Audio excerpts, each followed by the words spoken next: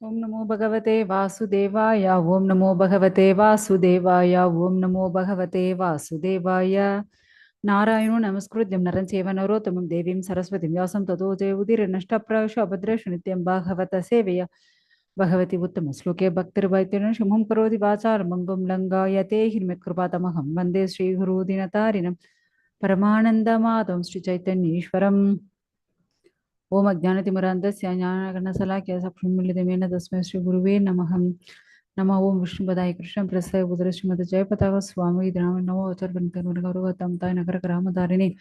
नमः ओम विष्णुपदाय कृष्णप्रेष्ठाय भूतले श्रीमते भक्तिवेदान्त स्वामी इति नाम्ने नमस्ते सरस्वती देवे गौरवाणी प्रचारिणे निर्विशेष शून्यवादी भाषाते देशधारणे। जय श्री कृष्ण चैतन्य प्रभु नित्यानंद श्री अद्वैत गदाधर श्रीवासादि गौर भक्तवृंदम।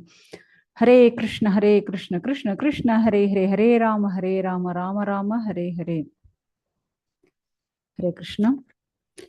श्रीमद् भागवतम ஏழாவது ஸ்கந்தம் எட்டாவது அத்தியாயம். பகவான் நரசிம்மர் அசுரராஜனான இரண்யகசிபுவை வதம் செய்யறது. ஸோ அதை பத்தி தான் நம்ம இந்த அத்தியாயத்துல பார்க்க போறோம். இந்த அத்தியாயத்துல மொத்தம் 56 ஸ்லோகங்கள் இருக்கு.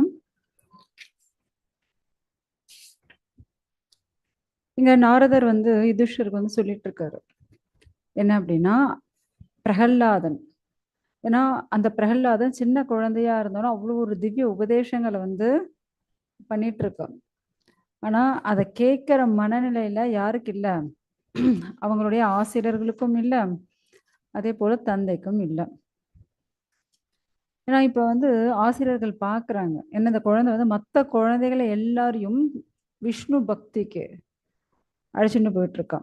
ஸோ அதனால இந்த குழந்தை இங்க இருந்த பிரச்சனை அப்படின்னுட்டு அவங்க என்ன பண்றாங்க, உடனடியாக அந்த குழந்தைய அழைச்சிட்டு நேரா அவங்க அப்பா யாரு அசுரராஜனான இரண்யகசிபு கிட்ட போறாங்க.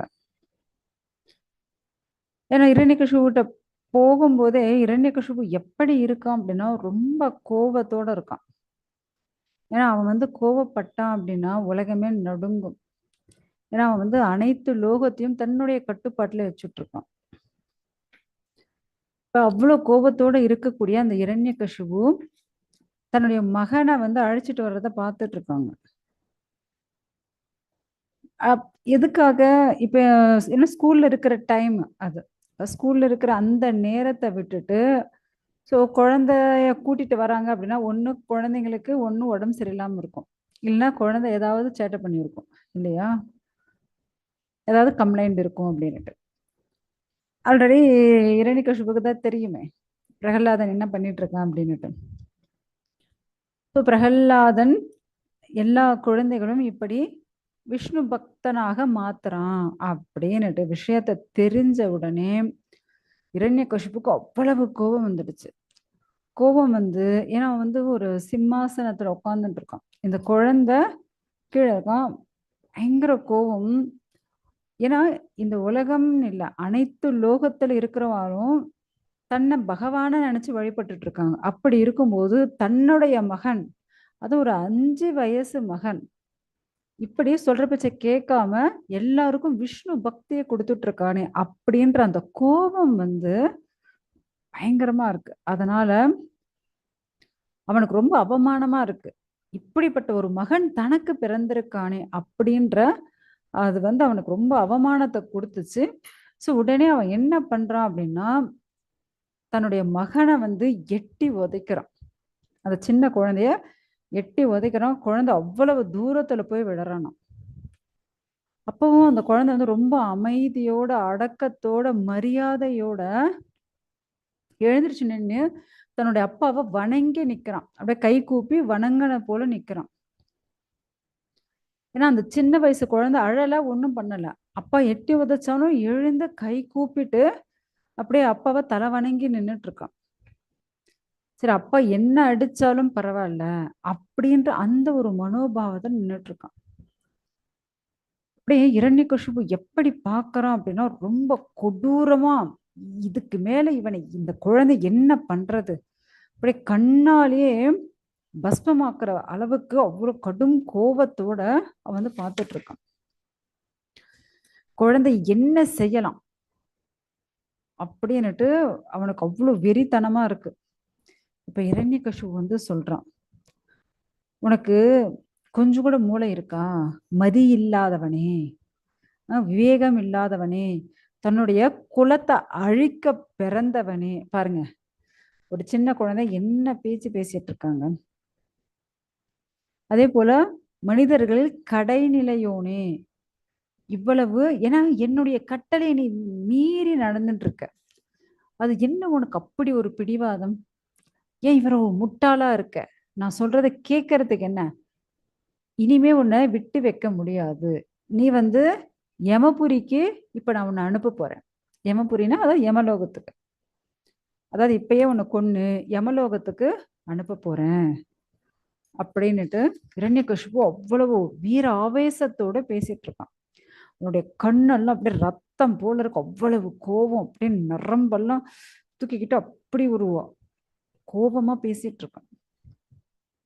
இவன் பேசுற பேச்சு அவ்வளவு உக்கிரமாக இருக்கு. அந்த உக்கிரமான பேச்ச கேட்டுட்டு 3 லோகத்துல இருக்கிறவா எல்லாருமே பயப்பட ஆரம்பிச்சுட்டாங்க. ஏன்னா அவ்வளவு வீராவேசத்தோட கோபத்தோட கத்திட்டு இருக்கான். நீ வந்து ஒரு அயோக்கியன். உம், உனக்கு எந்த ஒரு பயமும் இல்லாம நீ எப்படி இப்படி இருக்க? புத்தி இல்லாதவனே, அது இதுன்னு என்னென்ன திட்டணுமோ அந்த குழந்தைய, அந்த 5 வயசு குழந்தை அந்த பிரகல்லாதனை பிடிச்சு அந்த திட்டிட்டு இருக்கான். பிரகல்லாதர் வந்து இப்ப பேச ஆரம்பிக்கிறாரு. நான் வந்து அரசே, நான் வந்து எதுவுமே பண்ணலையே. அப்பான்னு கூப்பிடலைங்க. அரசே, ராஜா, நான் வந்து எதுவும் பண்ணல. என்னுடைய பலத்தால நீங்க கொடுக்கிற தண்டனை எதையாவது என்னால தடுக்க முடியுமா? நான் ஒண்ணுமே பண்ணல. ஏன்னா இது எல்லாத்துக்கும் காரணம் யாரு அப்படின்னா ஆதி மூலமான அந்த பகவான் தான். ஏன்னா நீங்க மலையிலிருந்து தூக்கி போட்டாலும் என்னால காப்பாத்திக்க முடியுமா? நடு சமுதிரத்துல தூக்கி போட்டும் என்னால காப்பாத்திக்க முடியுமா? பாம்புகளை வச்சு கடிக்க வச்சாலும் என்னால காப்பாத்திக்க முடியுமா? சிங்கத்தை, மிருகங்கள், அவ்வளவு கொடூரமான மிருகங்களை விட்டு கடிக்க வச்சாலும் என்னால ஏதாவது காப்பாத்திக்க முடியுமா? மதம் பிடித்த யானைகளை மிதிக்க வச்சா என்னால காப்பாத்திக்க முடியுமா? எரியிற நெருப்புல போட்டா என்னால காப்பாத்திக்க முடியுமா? ஏன்னா என்னுடைய வயசு அவ்வளவு சின்னது, என்னால ஒண்ணுமே பண்ண முடியாது. அப்படி இருக்கும்போது நான் என்ன பலசாலியா? நான் எந்த ஒரு பலமும் இல்லாதவன். ஏன்னா ரொம்ப சின்ன பையன், 5 வயசுதான் ஆகுது. அதனால நான் வந்து பலமே இல்லாத சின்ன பையன். நீங்க எதுக்காக என்னை இப்படி திட்டுறீங்க? எனக்கு எந்த ஒரு சக்தியும் கிடையாது. நான் என்ன பிரம்மதேவனை போல அவ்வளவு சக்தி வாய்ந்தவரா? ஏன்னா அவர்கிட்ட நீங்க தான் நிறைய வரம் வாங்கியிருக்கீங்க. உங்களால முடியும். ஆனா என்னால ஒண்ணுமே முடியாதே. நான் பலசாலியும் கிடையாது, ரொம்ப சின்ன பையன். ஆனா எல்லாத்துக்குள்ளேயும் பரமாத்மாவா இருக்கிறது யாரு அப்படின்னா அந்த ஸ்ரீமன் நாராயணன் தான். ஏன் அந்த பிரம்மதேவர்ல இருந்து சின்ன எறும்பு வரை இருக்கக்கூடிய அனைத்திற்குள்ளும் அசைகின்ற, அசையாதன, உயர்ந்தது, தாழ்ந்தது அப்படின்னு எல்லாத்துக்குள்ளேயும் இருக்கக்கூடியது யாரு அப்படின்னா பரம புருஷரான ஸ்ரீமன் நாராயணன். சோ அவருடைய பலத்தால தான் நான் இருக்கேனே தவிர என்னுடைய பலம்னு எதுவுமே கிடையாது. ஏன்னா எல்லா காரணங்களுக்கும் காரணமானவர் அவர்தான். அப்படி இருக்கும்போது நான் அவரை சரணடைஞ்சிருக்கேனே தவிர அவர் தான் என்னை காப்பாத்துறாரு. என்னால ஒண்ணுமே பண்ணிக்க முடியாது. ஏன்னா அவர் தானே பரம ஆளுநர். காலத்தின் ஸ்வரூபம் அவர்தான். இங்க இருக்கக்கூடிய அனைத்து சக்தியின் மூலம் அவர்தான். அவரால தான் இந்திரிய பலம், அதாவது நம்மளுடைய இந்திரியங்களுடைய சக்தி ஆகட்டும், மனோபலம் ஆகட்டும், சரீர பலம் ஆகட்டும், அனைத்தையும் நமக்கு கொடுக்கிறது அவர்தான். அனைத்து ஐஸ்வர்யத்தின் அதிபதியும் அவர்தான். அனைத்து ஜீவராசிகளுக்குள்ளேயும் இருப்பதும் அவர்தான். இந்த ஜட இயற்கை 3 குணங்கள் இருக்கு இல்லையா? சத்வகுணம், ரஜோகுணம், தமோகுணம். இந்த 3 குணங்களையும் கட்டுப்படுத்துவதும் அவர்தான். சோ அப்படி இருக்கும்போது அவர் தன்னுடைய சொந்த சக்தியால இந்த பிரபஞ்சத்துல இருக்கக்கூடிய அனைத்தையும் கட்டுப்படுத்துறாரு. படைத்தல், காத்தல், அழித்தல் அப்படின்னுட்டு எல்லாத்துக்கும் எஜமானராக இருப்பதும் அவர்தான். அவரை மீறி யாரால ஏதாவது செய்ய முடியுமா என்ன? ஓ என் அன்பு தந்தையே, பாருங்க அந்த குழந்தை எப்படி பேசிட்டு இருக்கான். என் அன்பு தந்தையே, தயவு செஞ்சு உங்களுடைய அசுர மனோபாவத்தை விட்டுடுங்களேன். ம்? நீங்க வந்து எதற்காக இவன் நண்பன், இவன் பகைவன், ஆ, நல்லது கெட்டதுன்னு இப்படி எல்லாத்தையும் ஏன் இரண்டுகளால் ஏன் பார்த்துட்டு இருக்கீங்க? ஏன்னா லாபம் நஷ்டம், சுகம் துக்கம், இந்த இரண்டுகள் இருக்கு இல்லையா? ஸோ அப்படி நீங்க வந்து யாரையுமே வந்து இரண்டுகளா, இவங்க நமக்கு வேண்டியவங்க, இவங்க வேண்டாதவங்க, இவங்க நண்பன், இவன் பகை அப்படின்னு பார்க்காதீங்க. எல்லாரையும் சமமா பாருங்க. ஏன்னா இப்ப நீங்க அரசனாக இருக்கீங்க. எல்லாரையும் கட்டுப்படுத்தக்கூடிய அளவிற்கு பெரிய சக்தி படைத்தவரா இருக்கீங்க. அப்படி இருக்கும்போது, நீங்க ஏன் எல்லாரையும் பாகுபாடு படுத்தி பார்த்துட்டு இருக்கீங்க? எல்லாரையும் சமமாக பாருங்களேன்! அப்படின்ட்டு அந்த குழந்தை வந்து சொல்லிட்டு இருக்கான். ஏன்னா பகவான் எல்லாரும் இப்படிதான் சமமாக பார்க்கிறார். அதுபோல நீங்களும் பாருங்க. அப்பதான் உங்களால பகவான் நிலைக்கு உயர்றதுக்கு முயற்சியாவது பண்ண முடியும். ஆனா நீங்க அத விட்டுட்டு எப்ப பார்த்தாலும் தேவர்கள அடிமை போல நடத்திட்டு இருக்கீங்க. பகவான வெறுக்கிறீங்க. ஏன் இப்படி பண்ணிட்டு இருக்கீங்க? ஏன்னா இந்த பௌதீக உலகத்துல இருக்கக்கூடிய அனைத்திற்கும் தந்தை அவர்தான். சோ இந்த பௌதீக லோகத்துல இவன் வேண்டியவன், இவன் வேண்டாதவன், பகவான் யாரையுமே பாகுபாடு பார்க்கறதே கிடையாது. அப்படி இருக்கும்போது நீங்க ஏன் இப்படி பாகுபாடு பார்க்கறீங்க? ஏன்னா நீங்க வந்து பெரிய அரசர்ன்னு சொல்லிக்கிறீங்க. ஆனா உங்ககிட்ட 6 எதிரிகள் இருக்காங்க. ஆ, நீங்க சிறந்தவர்ன்னு சொல்றீங்க. ஆனா உங்களால இந்த 6 எதிரிகள உங்களால என்ன பண்ண முடியல? தடுக்க முடியல. சோ அந்த 6 எதிரிகள் யாரு தெரியுமா? காம, குரோத, லோப, மோக, மத, மாச்சரியம். சோ இப்படி இருக்கும்போது நீங்க முட்டாள்ன்றீங்களே, ஆனா உண்மையான முட்டாள் நீங்க தான்.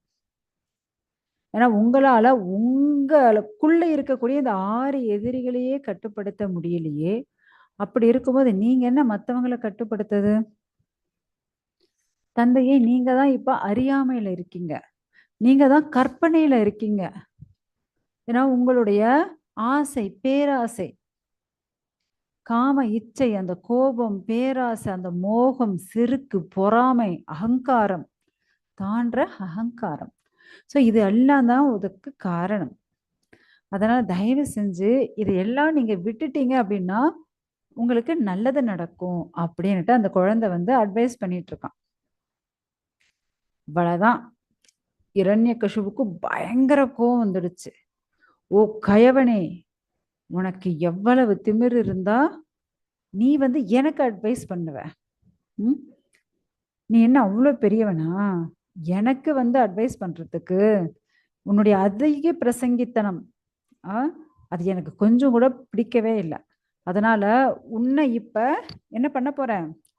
மரணத்தின் வாயில்ல அனுப்ப போறேன். இதுக்கு மேல நீ வந்து எனக்கு தேவையே கிடையாது. சோ ஏன்னா உன்னுடைய பிரச்சனையால எனக்கு ரொம்ப மன உளைச்சல் தான் ஏற்படுது. ஏன்னா உனக்கு மத்தவங்கள மரணத்தை கொடுக்க சொன்னா மத்தவங்களால கொடுக்க முடியல. அதனால நானே உனக்கு மரணத்தை கொடுக்க போறேன். ஆக்சுவலி இதெல்லாம் ரொம்ப வீர ஆவேசத்தோட ரொம்ப கோவத்தோட பேசிட்டு இருக்காரு. நாம அவ்வளவு கோவத்தோட வீர ஆவேசத்தோட பேச முடியாது. அதனால நம்ம கொஞ்சம் சாஃப்டா பேசிட்டு இருக்கோம். நீ வந்து துர்பாக்கியசாலி. உன்னுடைய உடம்ப இப்ப நான் வந்து என்ன பண்ண போறேன்? கிழிக்க போறேன். உன்னை நான் கொல்ல போறேன். இந்த நிமிஷமே உன்னை நான் வந்து கொன்னு யமலோகத்துக்கு அனுப்ப போறேன் அப்படின்னுட்டு அவர் வந்து கத்திட்டு இருக்காரு. உன்னுடைய உடம்புல இருந்து உன் தலைய துண்டா வெட்டிட போறேன் நானு. அப்ப கடவுள் எப்படி வந்து உன்னை காப்பாத்துறான் அப்படின்னுட்டு நான் பாக்குறேன் அப்படின்னுட்டு ரொம்ப கத்திட்டு இருக்கான். இப்ப தன்னுடைய தேக பலத்தால இரண்யகசிபு என்ன பண்றானோ ரொம்ப கோபத்தோட பிரகல்லாதன் மேல அவ்வளவு பயங்கரமான வார்த்தைகளை வந்து திட்டுறான். இன்னும் ரொம்ப சொல்லவே முடியாத அளவுக்கு ரொம்ப பேட் வேர்ட்ஸ்ல வந்து தன்னுடைய மகனை வந்து திட்டிட்டு இருக்கான். திட்டிட்டு அந்த சிம்மாசனத்துல இருந்து எழுந்து அந்த கடும் கோபத்தோட முரட்டுத்தனத்தோட எழுந்து வந்துட்டு இருக்கான். வந்து அப்படியே ஓங்கி அந்த தூணை வந்து குத்துறான். ஸோ எப்படி இந்த தூண் உடையுதோ அது போல நான் வந்து உன்னை வந்து சாகடிக்க போறேன் அப்படின்ட்டு. ஏன்னா அந்த குழந்தை வந்து சொல்லிட்டு இருக்கான், தந்தையே பகவான் வந்து எல்லா இடத்துலயும் தான் இருக்கார். அப்பயா அப்ப எந்த இடத்துல இருக்கார்? அத முதல்ல சொல்லு. ஏன்னா எனக்கு பார்க்கணும். நீ தானே சொல்லிட்டு இருக்க எல்லா இடத்துலயும் பகவான் இருக்காருன்னு. எந்த இடத்துல இருக்காரு? பகவான் இல்லாத இடமே கிடையாதே. என்ன பிரகலாதர் என்ன சொல்றாரு? பகவான் இல்லாத இடமே கிடையாது. இங்க இல்லைன்னு நம்ம சொன்னாதானே. சோ பகவான் தான் எல்லா இடத்திலும் நீக்கமர நிறைந்திருக்கிறார். அப்படி இருக்கும்போது நீங்க எதுக்காக இவ்வளவு கஷ்டப்பட்டுட்டு இருக்கீங்க? ஏன்னா இந்த லோகத்துல ஏன்னா பிரம்மா இருந்து இந்த எறும்பு வரை சொன்னோம் இல்லையா? சோ எல்லா இடத்துலயும் பகவான் இருக்காரு. பகவான் இல்லாத இடமே இல்லையே அப்படின்னு அந்த குழந்தை சொல்றான். சோ இப்ப வந்து அதாவது இந்த குழந்தை பேச பேச இரண்யகசிபுக்கு அவ்வளவு கோபம் வருது. தன்னுடைய சொந்த மகன்னு கூட பார்க்காம என்ன பண்ணிட்டு இருக்கான், பயங்கரமா அவன் வந்து கத்திட்டே இருக்கான். அந்த அசுர தலைவனான இரண்யகசிபு கத்திட்டு இருக்கான். ஏன்னா அவனுடைய அந்த கத்தல் சத்தம் வந்து மொத்த அரண்மனையை அப்படி எதிரொலிக்குது. ஏன்னா எல்லாரும் வந்து பயப்படுறாங்க. ஐயோ இந்த குழந்தை என்ன இப்படி பேசிட்டே இருக்கான். ஏன்னா இரண்யகசிபு வந்து பயங்கரமா கத்திட்டு வேற இருக்கான். அவனுடைய அந்த சத்தமே வந்து எல்லாருக்கும் பயத்தை கொடுக்குது, நடுக்கத்தை கொடுக்குது. ஆனா அந்த குழந்தை கொஞ்சம் கூட பயப்படாம அது படி பேசிட்டு இருக்கு, கூட கூட பேசிட்டு இருக்கான். ஸோ இதை பார்க்கும்போது எல்லாருக்கும் பயத்தை கொடுக்குது. ஸோ அப்ப வந்து இரண்யகசிபு கேட்குறான், இந்த இடத்துல இருக்காங்களா அப்படின்னுட்டு. இருக்கா, அதாவது இல்லாத இடம் இல்லைன்னு தானே சொல்லிட்டு இருக்கான். இல்ல, எங்க இருக்காங்க அதை முதல் சுட்டி காட்டு. இந்த தூண்ல இருக்கான். கண்டிப்பா இருக்காங்க. ஏன்னா இரண்யகசிபு வந்து அங்க இருந்த எல்லா தூணுக்குள்ளேயும் தான் ஏன்னா அந்த மொத்த தூணையும் கட்டினது யாரு? இரண்யகசிபு தான். அந்த மாளிகையை கட்டினதும் யாரு? இரண்யகசிபு. சோ அந்த ஒவ்வொரு தூணும் நம்ம எல்லாரும் ஒரு 5-6 பேர் சேர்த்து கையை பிடிச்சாதான் என்ன பண்ண முடியுமா, அதை பிடிக்கவே முடியும். அவ்வளோ பெரிய பெரிய தூண்கள், அவ்வளோ ஹைட்டா இருக்கு, அவ்வளோ கனமான தூண்களா இருக்கு. ஸோ அந்த இரண்யகசிபு அவ்வளோ அழகான அந்த மாளிகை, அந்த தூண்கள் எல்லாம் கட்டியிருக்கான். இந்த தூண்ல உன்னுடைய பகவான் இருக்கானான்னு தான் கேட்குறான். அப்ப இந்த தூண்ல எல்லா தூண்ல தான் இருக்கார்? இல்லை, எனக்கு குறிப்பிட்ட ஒரு தூணை சொல்லு. இந்த தூண்ல இருக்காங்களா? கண்டிப்பா இருக்காங்க அப்படின்னு சொன்ன உடனே அந்த தூணை வந்து அவன் உடைக்கிறான். ஸோ ஆக்சுவலா நீங்க பாத்தீங்க அப்படின்னா அந்த இரண்யகசிபு கட்டண அனைத்து தூணுக்குள்ளேயும் நரசிம்மர் ரெடியா இருக்காரு. இவன் எந்த தூணை தட்டினாலும் எந்த தூணை தொட்டாலும் வெளியே வர்றதுக்கு அவர் தயாரா இருக்கார், நரசிம்மர். சோ இவன் எந்த தூணை தொட்டானோ உடனே அந்த தூண் பிளந்து நரசிம்மர் வெளியே வர்றாரு. ஸோ அவர் வந்து மனிதனும் அல்ல, சிங்கமும் அல்ல. ஏன்னா தலை வந்து சிங்கமாக இருக்கு, உடம்பெல்லாம் மனுஷ ரூபத்துல இருக்கு. ஸோ அவருடைய அந்த கர்ஜனை சத்தம் அனைத்து லோகத்தையும் நடுங்க வச்சுதான். அந்த சபையில இருக்கக்கூடிய அனைவரும் நடுங்குறாங்க. அனைத்து லோகமும் அப்படியே நடுங்கி பிரமிச்சு நிக்கிறாங்க. ஏன்னா அப்படி ஒரு பேரொளி, அப்படி ஒரு பயங்கரமான பிரகாசம். அந்த பிரகாசத்தோடையும் அந்த சத்தத்தோடையும் சாக்ஷாத் அந்த நரசிம்மர் அந்த தூண்ல இருந்து வெளிப்பட்டார். இரண்யகசிபு பார்க்கறான், என்னது இது? மனுஷனும் கிடையாது, சிங்கமும் கிடையாது, இதுதான் உன் பகவானா? இந்த தூண்ல இருந்து எப்படி இது வெளியே வந்தது? இந்த தூணை கட்டினதே நான் தானே.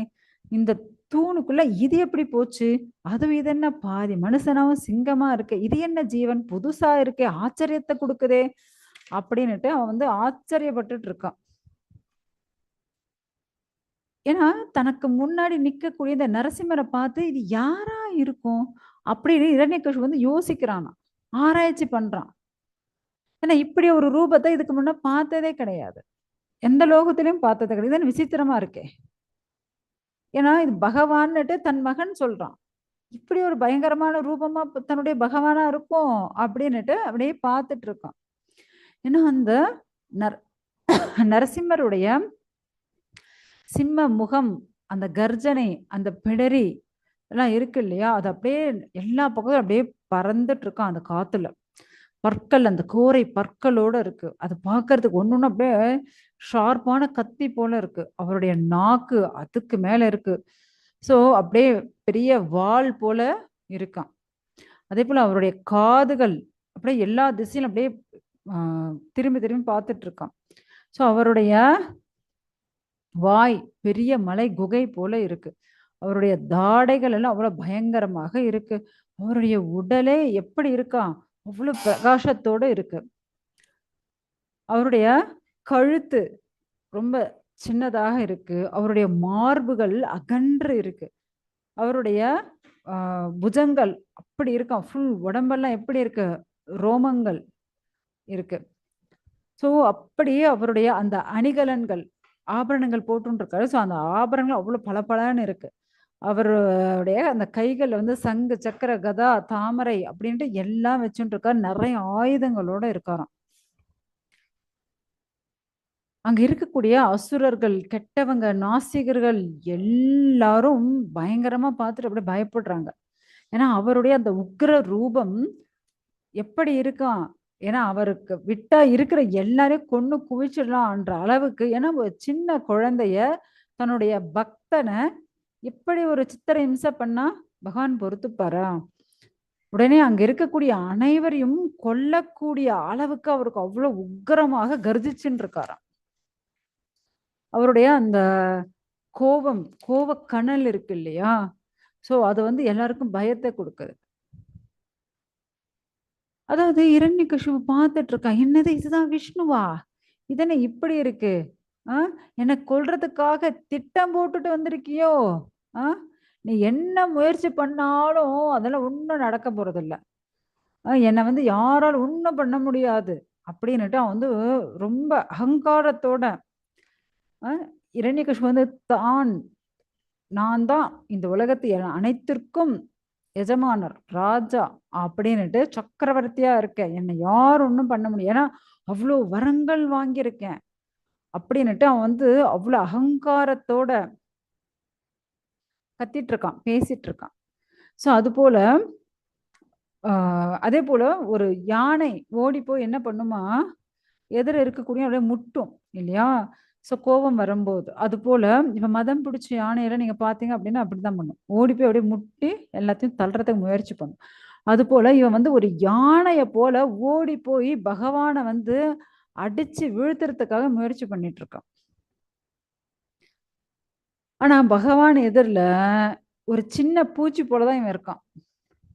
ஏன்னா பகவான் அவ்வளவு பெரிய ரூபத்துல அவர் இருக்காரு. அதாவது இப்ப விட்டில் பூச்சின்னு வச்சுக்கோங்க. ஸோ அந்த பூச்சி என்ன பண்ணும், நெருப்பை பார்த்து அப்படியே சுத்தி சுத்தி திரும்ப கடைசியில் அந்த நெருப்புல விழுந்து செத்து போயிடும். அது போல பகவான் அவ்வளவு பெரிய ரூபத்துல, நரசிம்ம ரூபத்துல நிக்கிறார் அப்படியே கர்ஜிச்சுண்டு. இவன் அப்படியே ஓடி போய் அவர் மேல வந்து அப்படியே முட்டி அடிச்சுட்டு எல்லாம் இருக்கணும். வந்தது கோபம் அவருக்கு, பிடிச்சி ஒரே அடி, அவ்வளவுதான், தூரமா போய் விழுந்தாச்சு.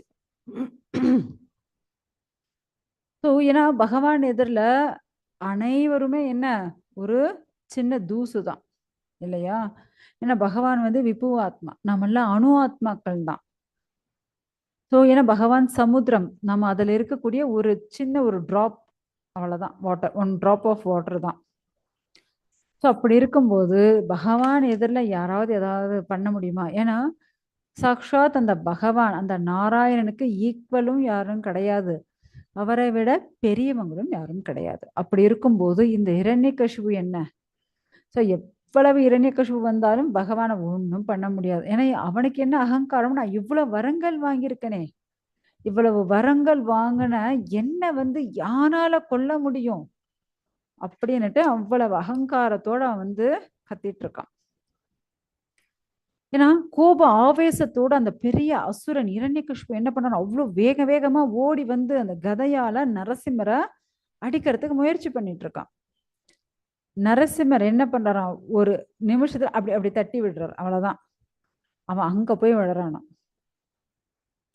அந்த அசுரனை பிடிச்ச அப்படியே ஒரு தூக்கு தூக்கிடுறாரு.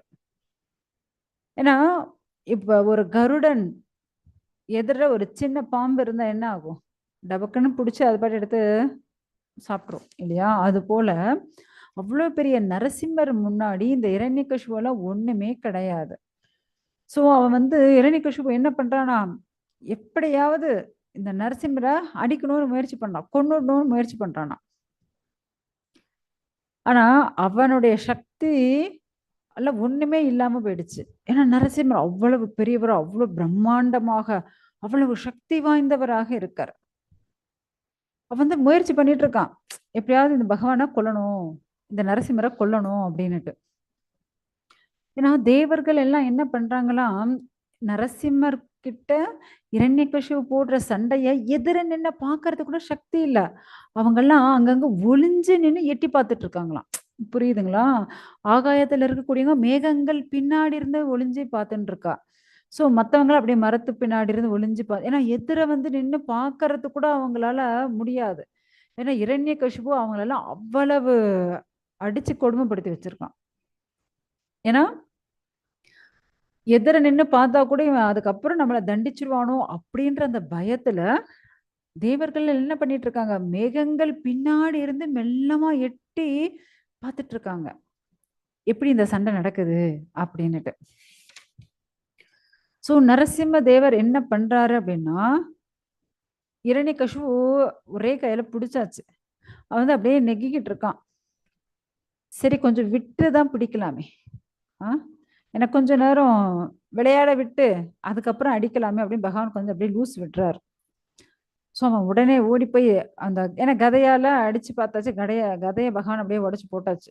இப்போ அப்படியே இந்த கத்தி கேடயம் என்னென்ன இருக்கோ போய் அப்படியே எடுத்துட்டு வரான். அதெல்லாம் எடுத்துட்டு வந்து அப்படியே பகவானை வந்து தாக்குறதுக்கு முயற்சி பண்றான். ஏன்னா சாக்ஷாத் பகவான், முழு முதற் கடவுளான அந்த பகவான் மகா பலசாலி நாராயணர். அவரு இவன் பண்றத பார்த்துட்டு, ஏன்னா இப்ப ஒரு சின்ன குழந்தை, இப்ப 1 வயசு குழந்தை அப்பா கிட்ட அப்படியே சண்டை போடுற மாதிரி டிஷும் டிஷும் நல்லா சண்டை போடும் இல்லையா? ஸோ அப்பா அப்பா என்ன பண்ணாரு, அப்பப்பா என் பையன் எப்படி அடிக்கிறான், வா பெரிய பலசாலிப்பா அப்படின்னுட்டு அந்த குழந்தைய சந்தோஷப்படுத்துறதுக்காக பண்ணுவார் இல்லையா? அது போல நரசிம்மர் பார்க்கிறார். ஏன்னா பகவானை பொறுத்தவரையும் அனைவரும் குழந்தைகள் தானே. ஸோ அதனால நரசிம்மர் பார்க்கிறாரு, இவன் வந்து அப்படியே கதைய கதைய எடுத்துட்டு வந்து அடிக்கிறது, இன்னும் கத்தி கேடயம் அது இதுன்னு எடுத்துட்டு வந்து அப்படியே நரசிம்மரை தாக்குறதுக்கு முயற்சி பண்றான். பகவான் வந்து சிரிச்சுட்டே இருக்காராம், ஏய் என்னடா பண்ணிட்டு இருக்க அப்படின்னுட்டு.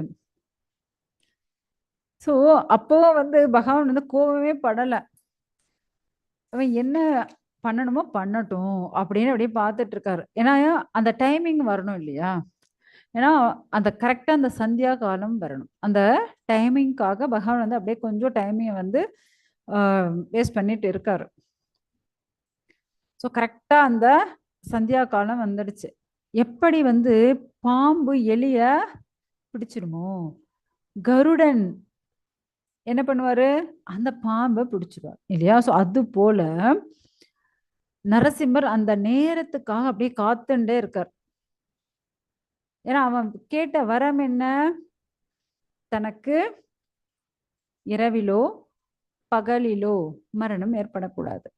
ஆனா இரவுக்கும் பகலுக்கும் நடுவுல சந்தியா காலம்னு ஒண்ணு இருக்கு.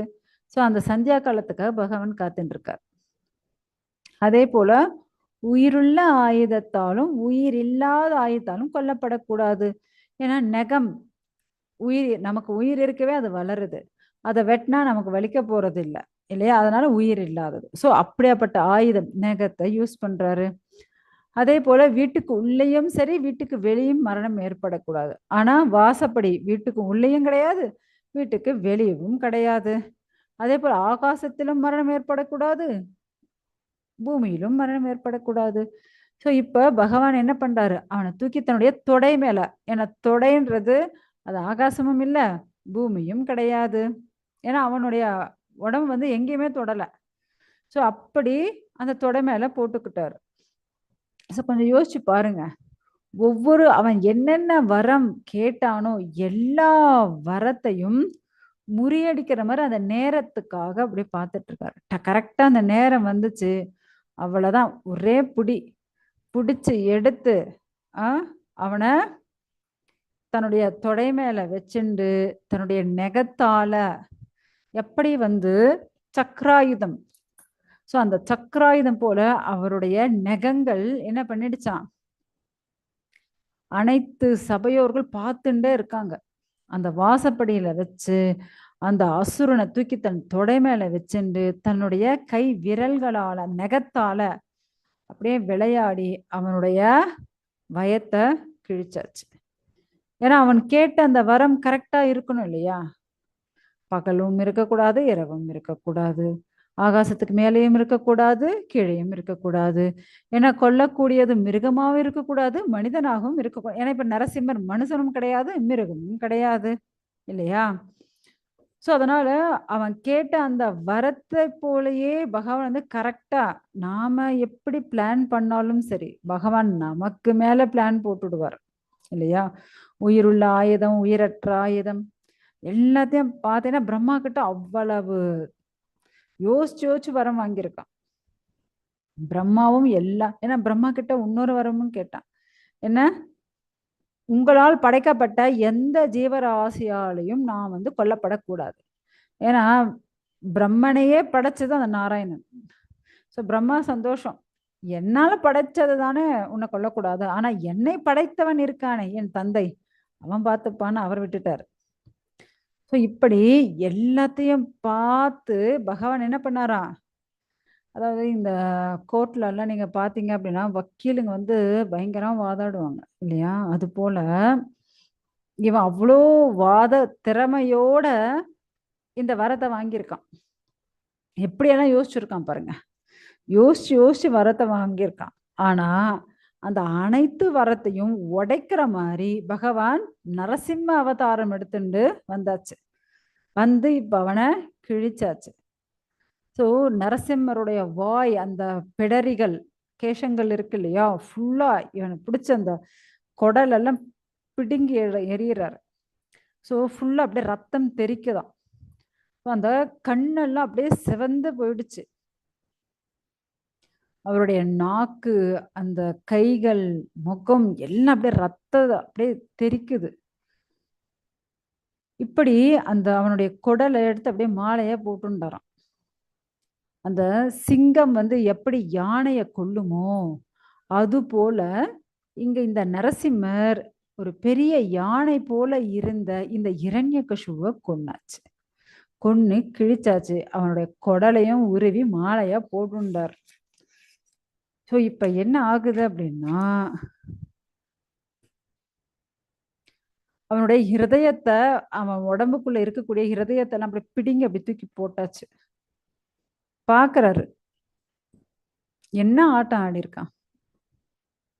எல்லா ஜீவராசிகளும் கஷ்டப்படுத்துறது, அனைத்து தேவர்களையும் கஷ்டப்படுத்துறது, பக்தர்களை கஷ்டப்படுத்துறது, தன் சொந்த குழந்தைன்னு கூட பார்க்காம அந்த குழந்தைய கஷ்டப்படுத்துறது, இப்படி எவ்வளவு துன்பம் கொடுத்திருக்கான். இப்படியாப்பட்டவன் இறக்கக்கூடியவன். சோ இவனை கொன்னது ஒரு பெரிய தப்பே இல்லை. ஆனா எல்லாருக்கும் ரொம்ப சந்தோஷம். ஆனா இங்க நரசிம்மர் வந்து அவ்வளவு உக்கிரமா இருக்கார். அவருடைய அந்த கர்ஜனை அவ்வளவு பயங்கரமா இருக்கு. சோ இவர் விடுற அந்த அந்த சுவாசம் இருக்கு இல்லையா, மூச்சு அப்படியே பெருமூச்சு விட்டுன்னு இருக்கார். அதெல்லாம் என்ன ஆகுது அப்படின்னா கடல் எல்லாம் கொந்தளிக்குதான். அவருடைய அந்த கர்ஜனையை கேட்டுட்டு லோகத்துல இருக்கக்கூடிய அனைத்து ஜீவராசிகளும் வந்து பயந்து அலற துவங்கிடுச்சான். ஏன்னா சிங்கத்தினுடைய கர்ஜனை ரொம்ப அதிகமா இருக்கு. ஏன்னா பகவான் அவ்வளோ ஹைட்ல வந்திருக்காரு இல்லையா, இவ்வளவு பெரிய நரசிம்மரா வந்து அவர் பண்ண அந்த கர்ஜனை சத்தம் ஆகட்டும், அவர் விடக்கூடிய அந்த மூச்சு காற்று ஆகட்டும், எல்லாமே வந்து ரொம்ப பயங்கரமா இருக்கு. எல்லா ஜீவராசிகளுக்கும் பயத்தை கொடுக்குது.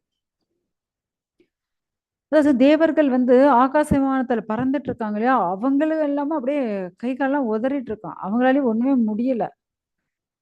ஏன்னா பகவானுடைய அந்த கர்ஜனை சத்தம், அவருடைய அந்த உக்கிரமான பார்வை, அது எல்லாருக்கும் பயத்தை கொடுக்குது. பெரிய பெரிய மலைகள் எல்லாம் என்ன ஆகுதான், இந்த கர்ஜனை சத்தத்தால அதெல்லாம் அப்படியே உருண்டு விழுதான், நொறுங்குது. கடல் வந்து கொந்தளிக்குதான். ஏன்னா பகவானுடைய அந்த கோப கனலால இப்படி பயங்கரமா நடந்துட்டு இருக்கு. நரசிம்மர் அவ்வளவு கோப ஆவேசத்தோட இருக்கிறத பார்த்துட்டு அனைத்து தேவர்களும் பயப்படுறாங்க. சோ பகவான் என்ன பண்றாரு, ஏன்னா நம்ம வீட்டுக்கு யாராவது வந்தா என்ன செய்யணும், வாங்க உட்காருங்க அப்படின்னுட்டு என்ன பண்ணணும், கூப்பிட்டு உட்கார வைக்கணும். ஆனா இங்க நரசிம்மர் வந்தாரே, சாக்ஷாத் பகவான். அந்த பகவானுக்கு யாராவது மரியாதை செலுத்துனாங்களா? யாரும் மரியாதையே செலுத்தல. அதனால நரசிம்மரே பார்த்தாரு, அவனை கொன்னு அப்படி தூக்கி கடாசிட்டு நேரா போய் அவர் போய் அந்த சிம்மாசனத்துல உட்காந்துட்டாராம். எல்லாரும் அப்படியே யாருமே கிட்ட போக முன் வரல. ஏன்னா பகவானுடைய அந்த கர்ஜனை சத்தம், அவருடைய அந்த உக்ரம் பயத்தை கொடுக்குது. ஏன்னா எல்லாருக்கும் யாருக்கு அந்த தைரியம் இருக்கு பகவான் பக்கத்துல போறதுக்கு, இல்லையா? ஏன்னா அவர் அவ்வளவு உக்ரமா இருக்காரு. இங்க அனைத்து லோகத்துல இருக்கக்கூடிய பெண்கள், சொர்க்கலோக பெண்கள் எல்லாருக்கும் இப்பதான் சந்தோஷம் வருதாம். ஏன்னா ஆண்கள் யாருமே பக்கத்துல வரல.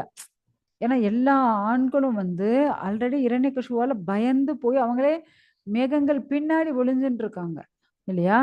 சோ மரத்து பின்னாடி மேகங்கள் பின்னாடி இப்படி ஒளிஞ்சு ஒளிஞ்சு எட்டி பாக்குறாங்களே தவிர அவங்களுக்கெல்லாம் தைரியமே இல்லை. இப்ப பகவானை பார்த்துட்டு ஐயோ பகவான் என்ன இவ்வளவு உக்கிரமா இருக்காரு, இவ்வளவு கோபமா இருக்காரு அப்படின்னு அப்பவும் பயந்துட்டு தான் இருக்காங்க. ஆனா தேவலோக பெண்கள் யாரும் பயப்படவே இல்லையா. அவனை கொன்னு குவிச்சுதான், இரண்யகிருஷ்ண கொன்னு குவிச்சதுனால எல்லாரும் என்ன பண்றாங்களாம், ஓடி பகவான் மேல பூவை கொட்டுறாங்க. பூவை வாரி வாரி போட்டுட்டு இருக்காங்க, ஆகாசத்துல இருந்து போட்டுட்டு இருக்காங்க, எதிர ஓடி போட்டுட்டு இருக்காங்களாம். ஏன்னா பெண்களுக்கு மட்டும்தான் என்ன அந்த தைரியம் இருக்கு. ஆனா ஆண்களுக்கு பாருங்க அந்த தைரியம் இல்லை. நரசிம்மர் முன்னாடி போய் நிக்கிறதுக்கோ ஆகாசத்துல இருந்து பூவை போடுறதுக்கு கூட அவங்களுக்கு தைரியம், எதிர நின்னு பாக்குறதுக்கு கூட தைரியம் இல்லை. ஆனா தேவலோக பெண்கள் ஆகட்டும், அனைத்து பெண்களும் அவ்வளவு ஆனந்தம் அடைஞ்சாங்க. அப்பா ஒரு அசுரன் செத்தான், இந்த அசுரனால எவ்வளவு கஷ்டத்தை அனுபவிச்சோம். அவன் ரொம்ப மிஸ்பிஹேவ் பண்றது. பெண்கள் பெண்கள் கிட்ட எப்படி நடந்துக்கணுமோ அப்படி நடந்துக்கணும். மிஸ்பிஹேவ் பண்ணா அதனால அந்த பெண்களுக்கெல்லாம் அவ்வளவு கோபத்தோடு இருந்தாங்க. அவன் இறந்ததுக்கு அப்புறம் அவங்களுக்கெல்லாம் அவ்வளவு சந்தோஷம். அதனால பகவான் மேல அப்படி மீண்டும் மீண்டும் என்ன பண்ணிட்டு இருக்காங்களா, மலர்கள் வாரி வாரி கொட்டிட்டு இருக்காங்களாம். இந்த செயல்கள் எல்லாரும் அப்படியே ஆகாச விமானத்தெல்லாம் பறந்துட்டு அந்த பூவை ரொம்ப நறுமணமான பொருட்கள் எல்லாம் பகவான் மேல போட்டுட்டு இருக்காங்களாம். அதுக்கப்புறம் இப்பதான் தேவர்களுக்கே கொஞ்சம் தைரியம், பரவாயில்லப்பா நம்ம வீட்டு பொம்பளைங்களே இவ்வளவு தைரியமா பூ வாரி கொட்டி பகவான் புகழ்ந்து பாடிட்டு இருக்காங்க அப்படின்னு. அதுக்கு மேலதான் தேவர்கள் என்ன பண்றாங்களா, அவங்க வாத்தியங்கள் எல்லாம் வாசிக்கிறாங்க. முரசு வாசிக்கிறது, துந்துபிகள் வாசிக்கிறது, இன்னும் என்னென்ன வாத்தியங்கள் இருக்கோ அனைத்து வாத்தியங்கள் வாசிக்கிறாங்க. ஏன்னா தேவலோக பெண்கள் நடனம் ஆடி பூ எல்லாம் கொட்டிட்டு இருக்காங்க. இதுக்கு மேலதான் இப்ப கந்தர்வர்கள் அவங்க எல்லாமும் பாடல் பாடிட்டு அப்சரசுகளை நடனம் ஆடுறாங்களாம். இப்படி அந்த இடத்துக்கு பிரம்மா, சிவன், இந்திரன், அனைத்து தேவர்கள், பித்ருலோகவாசிகள், சித்தலோகவாசிகள், வித்யாதர லோகங்கள், நாகலோகவாசிகள், மனிதர்கள், அனைத்து கிரகத்தில் இருக்கக்கூடிய அனைவரும், ஏன்னா தேவலோகத்துல இருக்கக்கூடிய நடனமாடும் மங்கைகள், கந்தர்வர்கள், சாரணர்கள், யக்ஷர்கள், கிண்ணர்கள், வேதாளங்கள், கிம்புருஷர்கள் அப்படின்னுட்டு அனைவரும் அங்க வந்தாச்சு. முக்கியமா சாக்ஷாத் பகவான் நாராயணனுடைய அந்தரங்க சேவகர்கள் யாரு அப்படின்னா சுனந்தன், குமுதன் அப்படின்ற அவங்களும் அங்க வந்தாச்சு. பகவான் பார்த்துட்டு எல்லாருக்கும் அவ்வளவு சந்தோஷம். எல்லாரும் கை கூப்பி வணங்கிட்டு இருக்காங்க பகவான, எல்லாரும் துதி பாடுறாங்க. ஃபர்ஸ்ட் பிரம்மர் பாட ஆரம்பிக்கிறார். ஏன்னா இதுக்கு முன்னாடி ஃபர்ஸ்ட் பெண்கள் தானே துதி பாடி பூவெல்லாம் வாரி கொட்டிட்டு இருந்தாங்க. இப்பதான் இவங்களுக்கெல்லாம் கொஞ்சம் தைரியம் ஆம்பளைங்கெல்லாம் இப்பதான் ஃபர்ஸ்ட் பிரம்மதேவர் பாட ஆரம்பிக்கிறார். பகவானே, நீங்க எல்லையற்றவர், நீங்க முடிவில்லாத சக்தி கொண்டவர், உங்களுடைய செயல்கள் அனைத்தும் சிரேஷ்டமானது. ஏன்னா உங்ககிட்ட எந்த ஒரு பௌதிக மாசுகளும் கிடையாது. அற்புதமானவர் நீங்க, ஆதி புருஷர். என்ன பண்றது, இந்த இரண்யகசிபு என்கிட்ட இவ்வளவு வரத்தை வாங்கிட்டான். அப்படியாப்பட்ட அவன் ரொம்ப கொடுமை தான் பண்ணியாச்சு. அனைவரையும், அனைத்து லோக வாசிகளையும் கொடுமை பண்ணிட்டான். பகவானே, நீங்க தானே படைத்தல், காத்தல், அழித்தல் அப்படின்னு அனைத்தையும் செய்யக்கூடியவர். உங்களால மட்டும்தான் எங்களை காப்பாற்ற முடியும். ஸோ என்னுடைய நமஸ்காரங்களை ஸ்வீகரிச்சுக்கோங்க அப்படின்னுட்டு அவர் வந்து சொல்றார். அடுத்தது ருத்ரா. ஸ்ரீ ருத்ர உவாச்ச கோபகாலே யுகாந்தஸ்தே ஹதே அயம் அசுரோ அல்பகஹம். ஸோ இங்க சிவன் என்ன சொல்றாரு அப்படின்னா, அதாவது யுகத்தின் முடிவில் ஒவ்வொரு யுகம் முடியும் போதும் என்ன ஆகும், இந்த உலகத்தை அழிக்கிறதுக்காக நான் வந்து உக்கிரமா அந்த கோப ரூபம் எடுப்பேன். பகவானே, அதை விட நீங்க ரொம்ப பயங்கரமா எடுத்துட்டீங்க. இப்ப எதற்காக அப்படின்னா, ஒரு அற்பமான அசுரன் அவன். அந்த இரணியகசிபுவை கொல்றதுக்காக இவ்வளவு உக்கிரமா வந்திருக்கீங்க. இல்ல அந்த அவனுடைய மகனான அந்த பிரகல்லாதனை காப்பாத்துறதுக்காக இப்படி வந்தீங்களோ? ஏன்னா அவனை கொல்றதை விட இந்த சின்ன குழந்தைய காப்பாத்துறதுக்காக தான் நீங்க இப்படி வந்திருக்கீங்க. எனக்கு தெரிஞ்சு போச்சு உங்களுடைய விஷயம் என்ன அப்படின்னுட்டு. ஏன்னா நீங்க பக்த வத்சலன் சுவாமி, அதனாலதான் பக்தர்களை காப்பதற்காக நீங்க இப்படி வந்திருக்கீங்க அப்படின்னுட்டு அவர் வந்து சொல்லிட்டு என்னுடைய நமஸ்காரங்களை ஸ்ரீகரிங்க அப்படின்ட்டு அவரும் வந்து சொல்றாரு. அடுத்தது இந்திரன் பேச ஆரம்பிக்கிறான். ஓ பரம புருஷரே, நாங்க வந்து ரொம்ப கஷ்டப்பட்டாச்சு. ரொம்ப ரொம்ப, அதாவது ரொம்ப கடை நிலையில இருக்கும். அந்த அளவுக்கு எங்களுடைய கஷ்டம் சொல்றதுக்கே முடியாது. அவ்வளவு அனுபவிச்சாச்சு இந்த அசுரனால. ஏன்னா இந்த அசுரனால என்னுடைய பதவி போச்சு, என்னுடைய ராஜ்யம் போச்சு, என்னுடைய வீடு, மனைவி, குழந்தைகள், என்னுடைய கௌரவம் எல்லாம் போச்சு சுவாமி. எல்லாம் போய் ஒண்ணுத்துக்குமே இல்லாம வெறும் துக்கம் மட்டும்தான். இந்த உலகத்துல வெறும் துக்கத்தோடு திரிஞ்சிட்டு இருக்கேன். எப்படா இந்த கஷ்டத்துல இருந்து எனக்கு விமோச்சனம் கிடைக்கும்னு நினைச்சேன். ஏன்னா பௌதிகமான ஐஸ்வர்யத்தோட வாழக்கூடியவன் நான். ஆனா எதுவுமே இல்லாம ஒரு பிச்சைக்காரனை விட கேவலமா நான் வந்து வாழ்ந்துட்டு இருந்தேன். இப்ப என்னுடைய நிலைமை மாறிடுச்சு பகவானே, உங்களாலதான் திரும்ப எனக்கு இந்த பௌதீக ஐஸ்வர்யங்கள் அனைத்தும் கிடைத்து விட்டது அப்படின்னுட்டு அவர் வந்து தன்னுடைய வணக்கங்களை தெரிவிச்சிட்டு இருக்காரு. அடுத்தது அங்க கூடியிருந்த அனைத்து ரிஷிகளும் பிரார்த்தனை பண்றாங்க. ஓ தேவோத்தம பரமபுருஷா, உங்களுடைய தாமரை பாதத்துல நாங்க வந்து சரணடைகிறோம். ஓ பரம காவலரே, முழுமுதற் கடவுளே, அதாவது எவ்வளவு தவம், எவ்வளவு விரதங்கள் என்ன செஞ்சாலும் சரி, உங்களை பார்க்கறது எவ்வளவு அபூர்வமானது. ஓ சிரேஷ்டமானவரே, இந்த மொத்த ஜட உலகம், இந்த பௌதிக உலகமே முடங்கி போயிருந்தது சுவாமி. ஏன்னா எங்களால தவம் பண்ண முடியல. ஏன்னா இந்த அசுரன் எங்களை தவம் பண்ண விடல, நிறுத்திட்டான். எங்களுடைய அனைத்து தவங்கள், அனைத்து விஷயங்களையும், ஏன்னா பகவானை ஜபிக்கிறதுல இருந்து, தவம் பண்றதுல இருந்து, பூஜை பண்றதுல இருந்து, யஜ்ஞம் பண்றதுல இருந்து எல்லாத்தையும் நிறுத்திட்டான். பகவானை எங்களுடைய வேலையாவது இப்ப எங்களால செய்ய முடியும். ஏன்னா நாங்க வந்து யஜ்ஞம் பண்றதோ தவம் பண்றதோ நாங்க ஃப்ரீயா இப்ப எங்க வேலையை செய்வோம். ஏன்னா எல்லாத்தையும் அவன் ஸ்டாப் பண்ணி வச்சுட்டான். ஸோ அதுக்கு இப்போதான் எங்களுக்கு ரொம்ப சந்தோஷமா இருக்கு. ஏன்னா அவங்க வேலையை அவங்க செய்யணும். இப்ப டாக்டர் வேலையை டாக்டர் செஞ்சுட்டு இருப்பா, அடுத்தது வக்கீல் வேலையை வக்கீல் செய்வாங்க. ஸோ அப்படி ஒவ்வொருத்தரும் அவங்க வேலையை செய்யணும் இல்லையா? ஏன்னா இவங்க வேலையை செய்ய விடாம இரணியகசிபு ஸ்டாப் பண்ணி வச்சிருந்தான். ஸோ இப்ப எங்களை நீங்க என்ன பண்ணியாச்சு, காப்பாத்திட்டீங்க. ஏன்னா எங்க வேலையை இப்ப நாங்க நிம்மதியா செய்யலாம் அப்படின்ட்டு அவங்களும் வந்து நமஸ்காரம் தெரிவிக்கிறாங்க. அடுத்தது பித்ருலோக வாசிகள். ஏன்னா அவங்க துதி பாடுறாங்க. ஏன்னா இந்த பிரபஞ்சத்துல சமய கோட்பாடுகள் அனைத்தையும் காப்பதற்காகவே நரசிம்மா நீங்க வந்திருக்கீங்க. ஸோ உங்களுக்கு எங்களுடைய பணிவான வணக்கங்கள். ஏன்னா எல்லாரும் வந்து பித்ருலோகத்தை இருக்கக்கூடிய எங்களுக்கு வந்து பிண்டம் எல்லாம் கொடுப்பாங்க. ஆனா இவன் அதையும் ஸ்டாப் பண்ணிட்டான். ஏன்னா மகன்கள், பேரன்கள் இவங்க எல்லாம் பிண்ட பிரதானம் பண்ணுவாங்க. அதையெல்லாமே ஸ்டாப் பண்ணிட்டு எங்களுக்கு உணவோ நீரோ எதுவுமே கிடைக்காம போயிடுச்சு. ஏன்னா இரணியகசிபு ரொம்ப ரொம்ப கெட்டவன். அவனை கொல்றதுக்கு ரொம்ப சரியான விஷயம்தான். ஆனா கொஞ்சம் இன்னும் சீக்கிரமே கொண்டு இருக்கலாம். சரி விடுங்க, இவ்வளவு லேட்டா வந்து கொண்டுட்டீங்க அப்படின்னுட்டு அவங்க சொல்லிட்டு இருக்காங்க. ஏன்னா எங்களுடைய, ஏன்னா கொஞ்சம் யோசிச்சு பாருங்க, நம்ம வந்து ஒரு நாள் சாப்பிடாம இருந்தா எவ்வளவு கஷ்டம். அதே ஒரு 10 நாள் சாப்பிடாம இருந்தா அது போல. ஏன்னா நம்ம கொடுக்கக்கூடிய அமாவாசை அன்னைக்கு கொடுக்கக்கூடிய அந்த தர்ப்பணங்கள் அதுதான் வந்து பித்ருலோகத்தில் இருக்கக்கூடிய நம்மளுடைய பித்ருக்களுக்கு போய் சேரும். இப்போ அவங்க யாருக்குமே எதுவுமே கிடைக்கல, ஏன்னா இதை எல்லாத்தையும் இவன் தானே ஸ்டாப் பண்ணிட்டான். ஸோ அதனால அவங்களும் இப்போ இதுக்கு மேலே எங்களுக்கு எல்லாரும் பிண்ட பிரதானம் பண்ணுவாங்க, அதனால எங்களுக்கு உணவும் நீரும் கிடைக்கும் அப்படின்ட்டு அவங்க சந்தோஷப்படுறாங்க. அடுத்தது சித்தலோக வாசிகள். ஸோ நரசிம்மரை வணங்கி அவங்க சித்தலோக வாசிகள் என்ன சொல்றாங்க அப்படின்னா, அஷ்டமா சித்திகள் அனைத்தும் எங்களை வந்து யூஸ் பண்ண விடாம எங்களை எல்லாரும் அரெஸ்ட் பண்ணி வச்சுட்டாங்க. ஏன்னா யாரும் எதுவும் யூஸ் பண்ணக்கூடாதுன்னுட்டு தடை போட்டுட்டான். ஏன்னா இரண்யகசிபுவுடைய தவ வலிமை அப்படி இருந்துச்சு. அவன் வந்து அஷ்டமா சித்திகள் எல்லாத்தையும் எங்ககிட்ட இருந்து பறிச்சுட்டான். ஸோ அதனால எல்லாம் அவன் யூஸ் பண்ணானே தவிர நாங்க எதுவுமே யூஸ் பண்ணவே முடியாம போயிடுச்சு.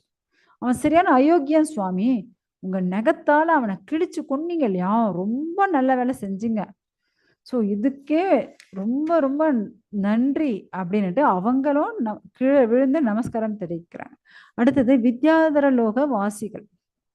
அவங்க என்ன சொல்றாங்க அப்படின்னா, இந்த இரண்யகசிபு அவனுடைய சாமர்த்தியத்தால, தேக பலத்தால, கர்வத்தால தான் மனம் போன போக்குல வாழ ஆரம்பிச்சான். எங்க எல்லாரும் ரொம்ப கஷ்டப்படுத்தணும்.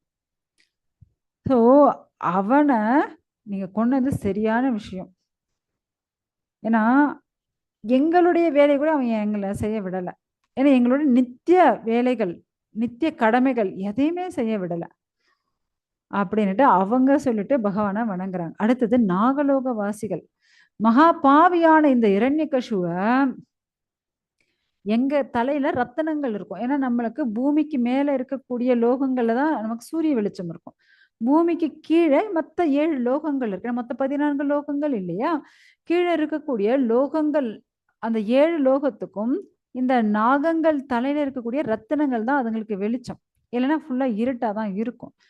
ஆனா எங்க தலையில இருக்கக்கூடிய அந்த ரத்தினங்களும் இவன் திருடிட்டு வந்துட்டான், புடுங்கிட்டு வந்துட்டான். அதே போல எங்களுடைய அழகான மனைவிகளை கூட புடுங்கிட்டு வந்துட்டான். ஸோ நாங்க மனைவிகள் இல்லாம, எங்களுடைய ரத்தனங்களும் இல்லாம நாங்க வந்து எவ்வளோ துக்கத்துல நாங்க இருந்தோம்னா அவ்வளோ துக்கத்துல இருந்தோம். ஸோ இப்ப நீங்க எங்களுடைய ரத்தனங்களையும் மீட்டு கொடுத்துட்டீங்க, எங்களுடைய மனைவிகளையும் மீட்டு கொடுத்துட்டீங்க. ஏன்னா இவன் வந்து ஒரு பெண்களை கூட விட்டு வைக்காம அவ்வளவு அநியாயம் பண்ணி வச்சிருக்கான். ஸோ பகவானே உங்களுக்கு எங்களுடைய பணிவான வணக்கங்கள் அப்படின்ட்டு அவங்களும் வணக்கம் தெரிவிக்காங்க. ஸோ அடுத்தது அங்க இருக்கக்கூடிய மற்ற மனிதர்கள், ஸோ அவங்க எல்லாம் பிரார்த்தனை பண்றாங்க. ஓ பகவானே, முழுமுதற் கடவுளே, நீங்க வந்து எல்லா ஜீவராசிகள் மேலேயும் கருணை காட்டியிருக்கீங்க. ஏன்னா தேவர்கள், யக்ஷர்கள், ராட்சசர்கள், வித்யாதரர்கள், பித்ருலோகவாசிகள், கந்தர்வர்கள் அப்படின்னுட்டு அவன் வந்து யாரையுமே விட்டு வைக்கல, எல்லாரையும் கஷ்டப்படுறான். ஏன் எங்களையும் விட்டு வைக்கல. ஏன்னா அவங்களுக்கு அல்லாம கொஞ்சமாவது சக்தி இருக்கு, எங்களுக்கு அது கூட கிடையாது. ஸோ இந்த பெரிய அசுரங்கிட்ட மாட்டிண்டு நாங்க பட்ட கஷ்டம் கொஞ்சம் நஞ்சம் கிடையாது. ஏன்னா நாங்கெல்லாம் வந்து வர்ணாசிரம தர்மத்தை ஃபாலோ பண்ணக்கூடியவர்கள். ஏன்னா எங்களுடைய வர்ணாசிரம தர்மத்தையே எல்லாத்தையும் ஸ்டாப் பண்ணிட்டான். ஏன்னா பிராமணர்களுக்கான தர்மம், சத்திரர்களுக்கான தர்மம், வைஷ்யர்களுக்கான தர்மம், சூத்திரர்களுக்கான தர்மம் அப்படின்னுட்டு தர்மங்கள் இருக்கு. ஆண்களுக்கான தர்மம், பெண்களுக்கான தர்மம்னு இருக்கு இல்லையா. ஸோ எந்த தர்மத்தையும் எங்களை ஃபாலோ பண்ண விடல அவன், எல்லா தர்மத்தையும் அழிச்சுட்டான். ஸோ எங்களுடைய நித்திய அனுஷ்டானங்கள், நித்திய சேவை பண்ணக்கூடிய எதையுமே விடல. ஸோ இப்ப இதுக்கு மேலேயாவது நாங்க வந்து எங்களை நிம்மதியா எங்களுடைய அனுஷ்டானங்கள் நாங்களால பார்க்க முடியும் அப்படின்னுட்டு சொல்லிட்டு இருக்காங்க. ஸோ அடுத்தது பிரஜாபதிகள். ஸோ பிரஜாபதிகள் எல்லாம் துதிக்க ஆரம்பிக்கிறான். ஓ பரம புருஷரே, ஸோ இந்த வரங்களை வாங்கிண்டு இவன் பண்ண அட்டுழியம் கொஞ்சம் நஞ்சம் இல்லை, எக்கச்சக்கமான கஷ்டத்தை கொடுத்துட்டான். ஏன்னா எல்லா அனுஷ்டானங்கள் இருக்கு இல்லையா, ஸோ எல்லாத்தையும் நிறுத்திட்டாங்க. ஸோ இந்த பிரபஞ்சத்தையே மொத்தமே ஸ்டாப் ஆயிடுச்சு, எல்லாம் அப்படியே ஸ்தம்பிச்சு போயிடுச்சு. ஏன்னா யாருமே எதையுமே பண்ண முடியல, எல்லாத்தையும் ஸ்டாப் பண்ணி வச்சாச்சு அவன். ஸோ அதனால எந்த ஒரு நல்ல விஷயங்கள் எதுவுமே இல்லாம போயிடுச்சு. பகவானே, உங்களால திரும்ப எங்க எல்லாருக்கும் அவங்கவங்களை வேலையை செய்யறதுக்கான வழி கிடைச்சிருச்சு. அடுத்தது கந்தர்வலோக வாசிகள் துதி பாடுறாங்க. ஓ பகவானே, நாங்க வந்து ஆடி பாடி என்ன பண்ணுவோம், இப்படிதான் எங்களுடைய சேவை பண்ணக்கூடியவர்கள் நாங்க. ஆனா இந்த இரண்யகசிபு என்ன பண்ணிட்டான் அப்படின்னா, அதையும் ஸ்டாப் பண்ணிட்டான். ஸோ நாங்க வந்து வெறும் நல்லா பாடுறது, ஆடுறது இந்த வேலை செய்யக்கூடியவங்க. ஒன்லி என்ன பண்ணியாச்சு அப்படின்னா, அவனுடைய திமிரால வெறும் அவன புகழ்ந்து ஆடுறதுக்கு சொல்லியாச்சு. எங்களையும் என்ன பண்ணியாச்சு அவன் ரொம்ப மிஸ்யூஸ் பண்ண ஆரம்பிச்சிட்டான். கொஞ்சம் கூட அவனுக்கு வந்து நல்ல புத்தியோ, நல்ல செயலோ கிடையவே கிடையாது. ஃபுல் அண்ட் ஃபுல் காமத்திலேயே மூழ்கி இருந்தான்.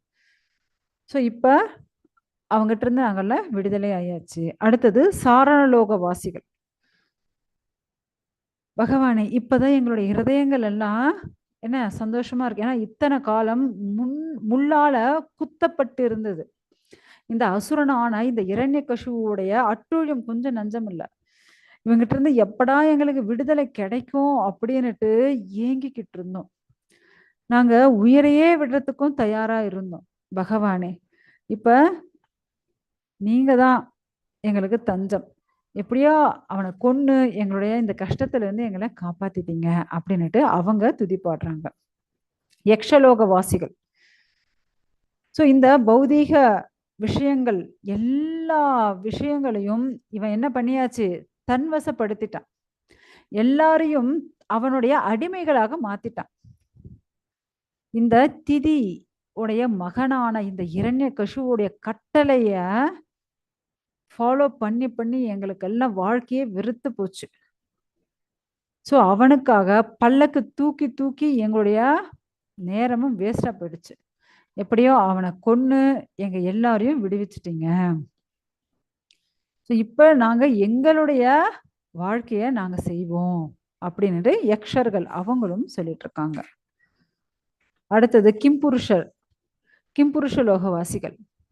ஸோ இவனை வந்து அற்ப ஜீவராசிகள் கூட விட்டு வைக்கல. அனைத்து ஜீவராசிகள் எல்லாரையும் கஷ்டப்படுத்தினான். ஏன்னா எங்களையும் விட்டு வைக்கல. ஸோ அப்படின்னுட்டு அவங்களும் என்ன பண்றாங்களா, அந்த அசுரனை நினைச்சு பயங்கரமா திட்டி முடிச்சுட்டு பகவானை வணங்கிட்டு நிக்கிறாங்க. அடுத்தது வைத்தாலிக லோக வாசிகள். பாருங்க எத்தனை லோகம் இருக்கு. இப்ப வந்து வைத்தாலிக லோக வாசிகள் அவங்களும் என்ன பண்றாங்களாம், நாங்களும் வந்து சபைகள், யாக மண்டபங்கள் இதெல்லாம் வந்து பாடி பகவானுடைய பக்தியை பண்ணக்கூடியவர்கள் நாங்கள்லாம். ஆனா இந்த அசுரனால எங்களுடைய அந்தஸ்து பிடுங்கப்பட்டுடுச்சு. ஸோ நாங்கள்லாம் என்ன துர்பாகியத்துல இருந்தோம் இத்தனை காலம். தீராத நோய் இப்படியெல்லாம் வந்துடுச்சு. எப்படியோ எங்களை இந்த கஷ்டத்துல இருந்து காப்பாத்துனீங்க. அடுத்தது ஸ்ரீ கிண்ணற லோகவாசிகள். இப்ப கிண்ணர்கள் அவங்க வந்து பாடுறாங்க, பகவானே உங்களுடைய நித்திய சேவகனாக இருக்கக்கூடிய எங்களையும் அவன் என்ன பண்ணியாச்சு, அவனுக்கு அடிமையா பண்ணியாச்சு. ஏன்னா நாங்கெல்லாம் உங்களுக்கு துதி பாடுறவங்க. அதே போல இந்த உலகத்துல யார் என்ன செஞ்சாலும் அவங்களுக்காக துதி பாடக்கூடியவர்கள், எல்லாருக்கும் நன்மையை செய்யக்கூடியவர்கள். அப்படி இருக்கும்போது இவன் என்ன பண்ணியாச்சு, மகா பாவியான இவன் எங்களை ரொம்ப கஷ்டப்படுத்திட்டான். ஸோ எப்படியோ இப்ப என்ன ஆயிடுச்சு, அந்த பாவி இறந்து அவனை கொன்னதுனால நாங்கள்லாம் விடுதலை ஆயாச்சு. பகவானே உங்களுக்கு எங்களுடைய பணிவான வணக்கங்கள் அப்படின்னுட்டு அவங்க சொல்றாங்க. அடுத்தது வைகுண்டத்துல இருந்து வந்தாங்க இல்லையா, அந்த வைகுண்ட லோக வாசிகள் துதி பாடுறாங்க, பகவானே நீங்க தான் அனைத்து ஜீவராசிகளுக்கும் புகலிடம். ஏன்னா இந்த இரண்யகசிபு வேற யாரும் கிடையாது. அந்த பிராமணர்கள் யாரு, பிரம்மாவுடைய மகன்களான சனத்குமாரர்களுடைய சாபத்தால இந்த ஜெய விஜயன் அவர்கள் தான் இப்படி வந்து பிறந்துட்டாங்க.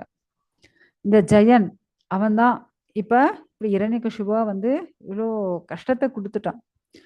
நீங்க அவன் மேல இவ்வளவு கருணையோட அவனை கொன்னு அவனுடைய சாபத்தை நீக்கிட்டீங்க அப்படின்னுட்டு அவங்க வந்து துதி பாடுறாங்க. இதோட நமக்கு வந்து இந்த 8வது அத்தியாயம் முடியுது.